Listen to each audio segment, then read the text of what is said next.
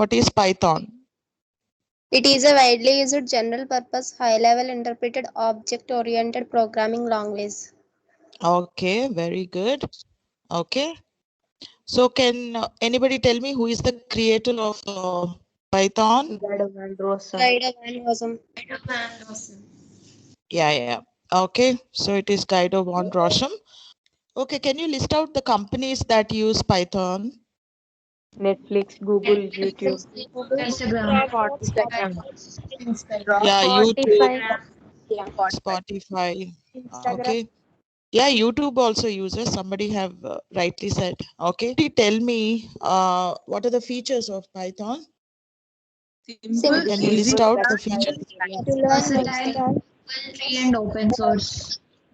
Secure, garbage, Mm. interpreted, Mm. free and open source, extensive extensive Easy Mm. maintenance. Mm. secure, portable, object, Try to free and open recollect. source. Dynamic. Okay, robust, dynamic, robust. Okay. Multi-threaded, Are all the features of Python.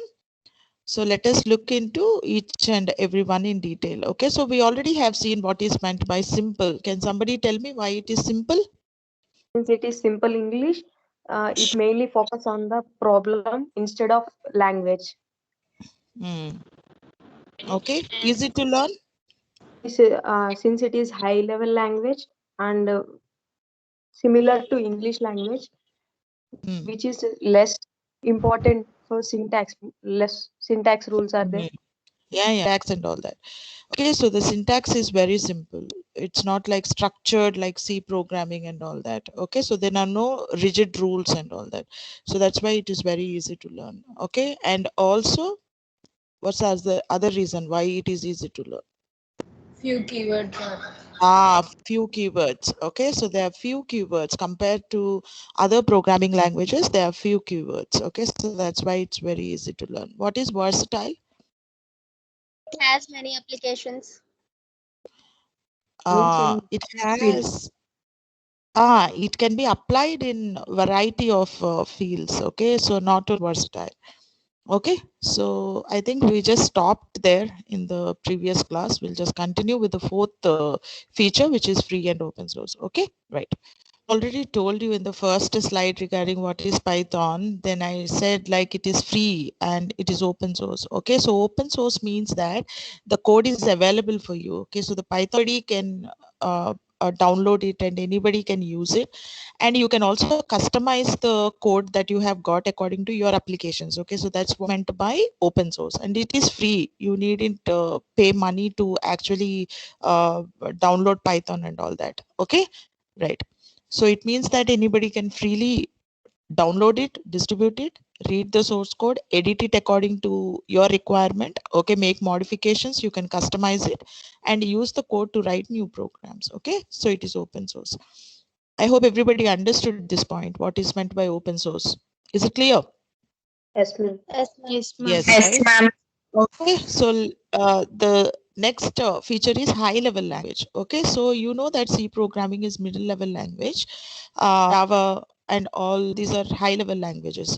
Okay, so what is the difference is that in the high level languages you don't need to worry about the memory management. Okay, but in C programming you have got is done by the programmer. Okay, so but coming to the high level languages, the memory is free from memory managing. Okay, so what the programmer have to do is, if he have declared a pointer wherein he got the facility of directly accessing the memory by using the pointers, pointer is having its own advantages and disadvantages. The advantage is that direct manipulation of the memory is possible with pointers, but what he has to do in case if he have declared a pointer, or in case if he is actually using some memory, later on it is his own responsibility to clear the memory also. Like there is a method which is called as free method in C programming, wherein he have to use that free method and release the memory that he has already used. Okay, in case if he don't want the memory, he have to give it for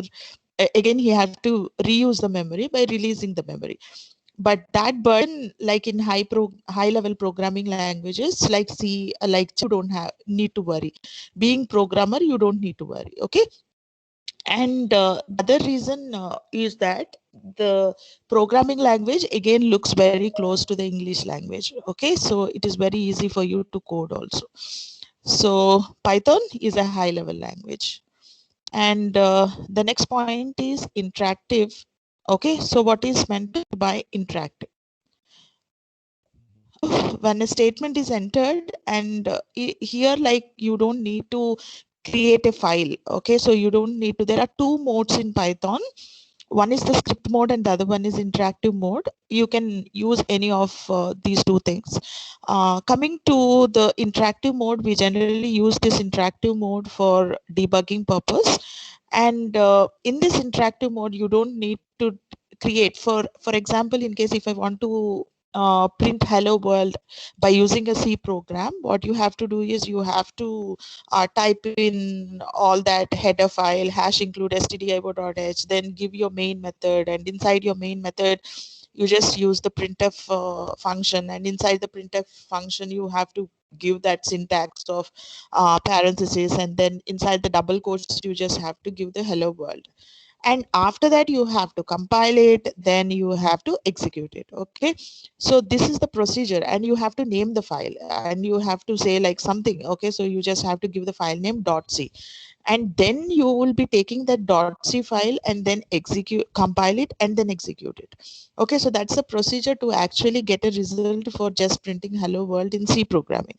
But in Python, since it has having an interactive mode over here, so you just need to say print hello world and then click on the enter key or the return key. So what happens is the result will be printed on the screen immediately in the next line for you. Okay, so for what this interactive mode is helpful, it is helpful for debugging sake. In case if you just want to check on 2 or 3 lines of code and see whether this is working fine or not, you will be using this interactive mode. Okay, so Python is having that. You don't need to create a file like .py and then then use that py file and then execute that .py file, and all that burden you don't have in Python. Okay, so that's why it is called as interactive. So is called interactive, everybody here? Yes, ma'am. Okay, so next feature, which is portable. Okay, so is your C and platform independent are two words which generally are used interchangeably. So we say portable to be platform independent and platform independent to be portable. Okay, but there is a slight difference between portable and platform independent. It's not like what we have C programming platform independent. C programs, you already have learned it in your first semester. So that's why I'm referring to C programming as platform dependent. Okay, so it's platform dependent. Now, what does it mean by portable? Okay, so when you write a C and you compile it, right? So you compile it, what happens? You get this particular machine, that object code, which is actually similar to code that you have on which platform you have compiled the C programming. Now say that I'm taking that code and I want to execute it on another platform, it won't execute for you. Okay, but what you can do is you can recompile it on the other machine and you can use it. Okay, so that is called as portability. Okay, you can take the same C code, take it to another platform. Say for example, I have written the code in Windows and I'm compiling it on the Windows platform. Now the code that I get can execute across any system across the globe which is having Windows operating system only. Okay, but I cannot on Mac, or I cannot execute it on Linux or something like that. Because why? Because the machine code that I get is near to Windows only. Okay, so it is very near to the architecture, CPU architecture, that is the platform, the Windows and Intel or whatever platform it is. Okay, so you cannot execute it. But what is portability is that you can take the same C code that you have written on one machine, but you can recompile it on Mac system and you can execute it on the Mac system. That is what is called as portability. Okay, and hence the programs behave the same on wide variety of hardware platforms with different operating systems. Now coming to platform independent, what is meant by platform independent is that if you're actually writing a code on a machine, say you're writing the code on the Windows system, okay? So what happens here is the intermediate code that you get over here. So there will be two steps anyway for platform independent programming languages as well. So you will be writing the source code. So your source code, say it is .py or whatever. Okay, so since we are referring it to platform independent, so I'm saying like it is .java or .py file that you have written. So now you have given it to a compiler. So now this compiler will actually convert your .py file into a bytecode. Okay, so here this bytecode that we are talking about will make the difference whether it is platform independent or platform dependent. But when you compile your C program, you don't get an intermediate code which is universal. You just get a code which is an object code which is platform dependent. That means that the code will be very near to the CPU architecture on which platform you're working. But here what happens is it doesn't give you a code which is near to the CPU architecture on whatever you're compiling it. It will give you an universal code. This universal code is referred to as bytecode, or it is also referred to as opcode.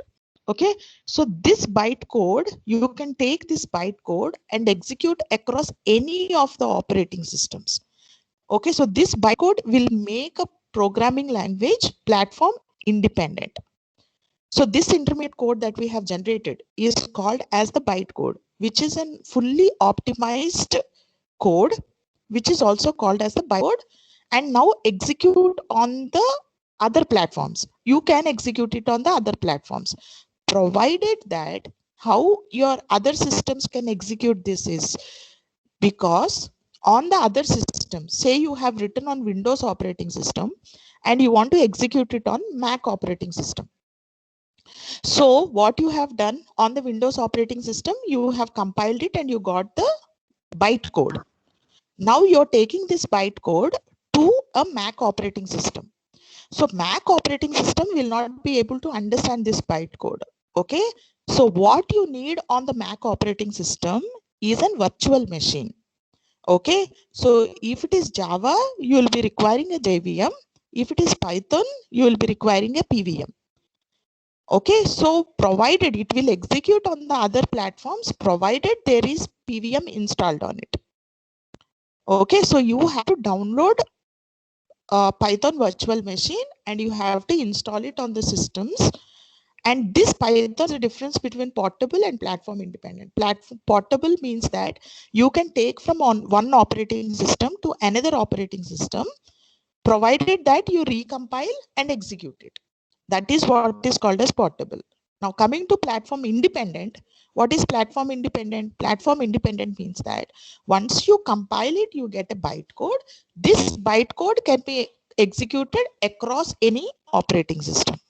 So that's the difference between portable and platform independent. Because the essence of portable and platform independent is to execute your source code on varieties of operating systems. So both the words are used interchangeably. Okay, so is it clear with what is meant by portable and what is meant by platform independent, or do you want me to repeat it again? Clear, ma'am. Okay, ma'am. Clear, right? Okay, fine. Now coming to the next feature, which is object oriented. As I already told you that Python follows the paradigm of object oriented programming language. Programming, it will be very easy for you to convert the real world scenarios into programs. Okay, but that you cannot do in procedure oriented programming language. Converting the real world entity construct of the object oriented programming is a class and object. So Python also uses the concept of class and object. Now what is meant by a class? A class is a blueprint, okay, so of your real world entity. Whatever it is, it's a blueprint. say it a banking system or say it a college or anything. Okay, so any real world entity inside the class, you will be having the data, and to act upon the data, you will be having methods. Okay, so a class is a simple structure. It's a simple structure as an encapsulated the entity. Okay, so encapsulation is achieved through a class wherein you will be combining this data and methods together. That's a class, and Python follows this scenario. Okay, so in Python you have classes and objects. Now what is an object? Object is the physical reality of a class. Okay, class is a blueprint. It is just like your house. You want to build a house, you make a plan. So the plan is considered to be the class, and the real thing after finishing your house, like you are seeing really a house, so that house is nothing but your object.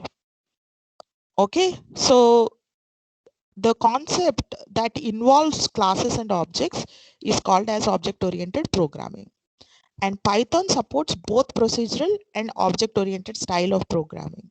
Okay, so I already explained you what is the object oriented. Now coming to procedure oriented, so it takes procedure oriented means like we get to understand that everything in procedure oriented, like you can recollect your C programming, everything is a function. Why do you have, what is a function? Function is the reused module, right? You can reuse it again and again. Functions, you can call the function again and again. So if there is some reusable code in your inside your program, you'll make that as a function. Okay, so that's what we have done in C programming. So that, and you build the programs around these functions. Okay, so that is procedure oriented. So Python supports both procedure and object oriented style of programming. So that's what Python is. Okay, right. And the next is interpreted. Okay, so as I already told you in the definition of Python, that Python is interpreted language which have simpler execution cycle. Okay, so you no need to compile the program, you can simply execute it. Okay, so this actually, I just wanted to focus on this. So you cannot say that Python is only interpreted programming language. It is both. Okay, so there is compilation also inside the Python program. Compilation takes place, and then it interprets the opcode that it has got or the bytecode that it has received. So it is both. It is compiled and interpreted. Why we say interpreted is because every interpreted programming language need a virtual machine. Okay, so for example, if I say uh, Java is also an interpreted programming language, but even it involves a compilation step. But the difference between Java and Python is that in Java, like in C, okay, so like in C, like what you do, you have two steps of execution, right? In C, you have two steps of execution. The first step is like you compile the code, right? You use that GCC and then you compile it, right? You say GCC space and then you give your source code file name, and in case if your compilation is successful, like wherein all the syntax is correct and there are no syntactical errors and all that, what it will do, it will actually will not, I mean, if there are errors, it will show you, else it will not show you anything. So if it is not showing you anything, you understand that your code is correct, and then you start executing it. You say dot slash and then a dot out and all that, and you execute your C code. Now there are two steps over there. The first step is you compile it and then execute it. Okay, even in Java you have that two steps. Java is also object oriented interpreted programming language. It's very similar to Python. In Java also, what you have to do is, you yourself being a programmer, you have to use this Java C compiler, and you say Java C and then the followed by the name of the program. Then what happens is you'll get the bytecode, and then you execute the bytecode. Okay, so bytecode is called as the class file, and this class file you will be executing in Java. But what happens in Python is you don't have this burden of compiling your program. You just will say Python space the name of your file. Okay, so say it is hello.py. So you'll say Python space hello.py. That's it. Now what happens is internally it will actually compile your code. So compilation is there, but you being the programmer, you don't need to do it explicitly like how you have done in C programming and in Java programming. Okay, you don't need to worry about compiling your code. Okay, so internally your Python environment itself will compile the code. And what it will do is it will give you a bytecode. Okay, so you are not writing explicitly like how you have written in C programming and how you have written in Java, like you in C you're saying then itself it will show you the error, so you need to rectify it and again but you are not doing the compilation. You won't be saying compile, there is no step at all in Python. You won't be doing that. Directly you'll be executing the code. Internally it will take care of compiling, converting your source code into bytecode or opcode, and then that bytecode is given to your PVM and your PVM will execute it, okay, by taking the libraries and all that.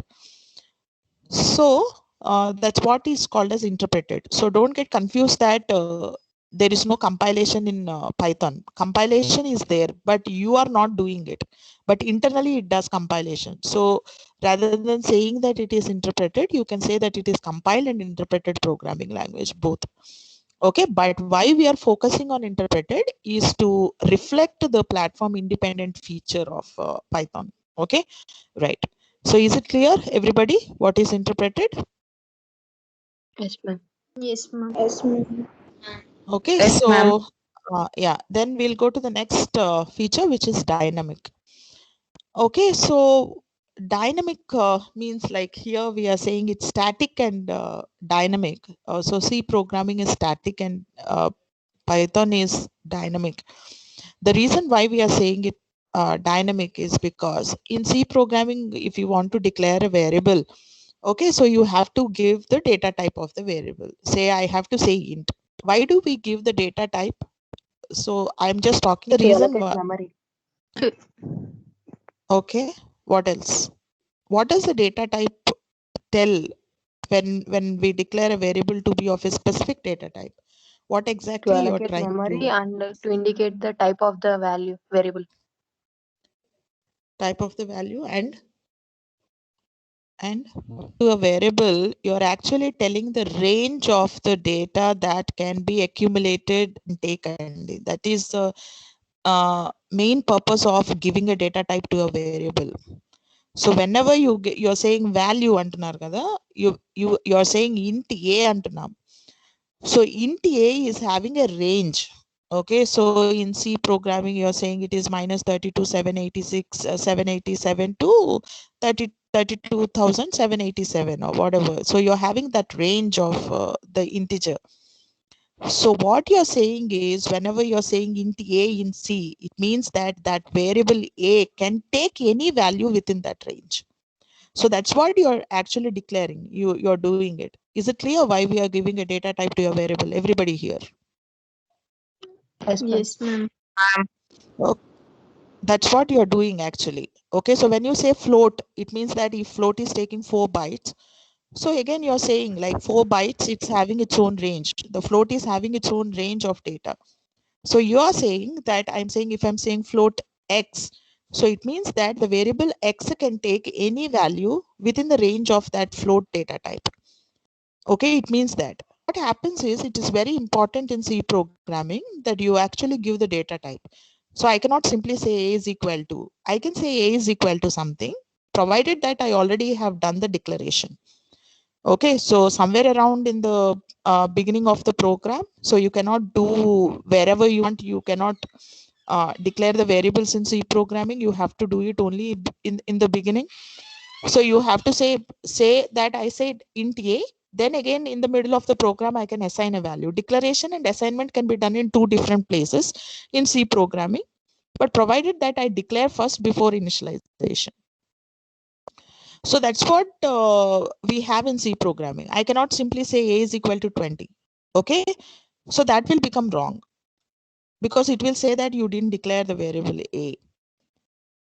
Okay, so provided that you give the data type of a variable you cannot use it. Okay, so that's the essence of the C programming language. But coming over here in Python, what you can do is you can simply say is equal to 10. Okay, when I say is equal to 10, even if I don't give the data type, internally your Python will take care of it and it will assign the data type to the variable based on the value that we have given. Okay, so no need to declare variables with the data type. Okay, it states the data type of variable during runtime based on the value it holds. Okay, so that is why you call Python as dynamic. Is it clear, everybody? Yes, ma'am.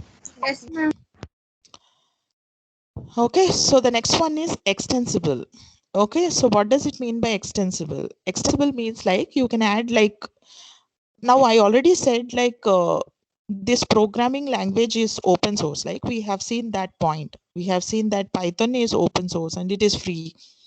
Okay, so what is open source? Like it is available and you can simply download it and you can customize it. That's what I talked about.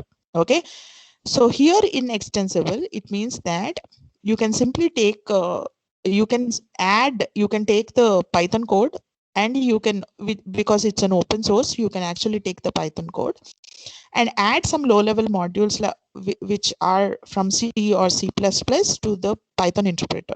And you can customize it according to your requirement. Okay, so that is what is called as extensible. Okay, and Python is written in which language? Python is a programming language. Every programming language is written in some other programming languages. Do you know this? No, ma'am. Yeah, Python is a programming language which is written in some other programming languages. Python is a programming language which is written in C programming. Okay, did you get my point? Understood? No. Yes, ma'am. Yeah. Python is a programming language which is written in C programming language. You can say this as one of the applications of C programming. Okay, so in your interviews, if they ask, you can add this point. You can say like Python is written in C. Okay, a new programming language has emerged which has become very popular nowadays, and that programming language is written in C. Not only Python, even Java is written in C. Okay, right. So that's why you sometimes say Python as C Python. Okay, so there is a difference between Python and C Python. I don't want to get deeper and make you confused, but sometimes we refer Python to be C Python. Just add a C in front of Python. Okay, so which is considered to be C Python, because why they thought like they have to add C? Okay, when only Python was there, they just everybody know that it was an implementation of C, so there was no need of adding a C in front of Python. But nowadays what happened is there are Python language implementation using Java has emerged now. Okay, and also we have Python implementations using R now today in the market, and also you have Python implementation using some other programming languages now, C hash and all that. Now that's the reason you have Jython, you have PyPy, and you have Iron Python. Okay, so these are all the new emergence, new variants of Python which have been implemented by other programming languages. So andikane, so to show the difference between those languages, now they are saying that Python is C Python. And also you have Python, you interpret it and you get a Python code itself. Okay, and it can be executed only on PVM. But coming to Jython, you can write Python code, and why it is called as Jython is because you can write a Python code and you can compile it and get a bytecode which is Java. Okay, so that's the purpose of Jython. But anyway, just leave all that. Just try to understand that Python is a programming language which is written in C. Okay, so that's one point I just wanted to highlight. And what is meant by extensible? Extensible means that you can take the Python code, and you can add some modules to it. Okay, right. So that is what is called as extensible. Is it clear? Extending. Okay, so you can extend the code as you like. You can customize the code with the basic code that you get from the source. from the python.org, you can actually make some extensions to the source code according to your requirement. That's what is called as customization. Okay, right. So is it clear what is extensible? Yes, ma'am. Okay, right. So we'll see the next point, which is embeddable. Okay, so the next point is embeddable.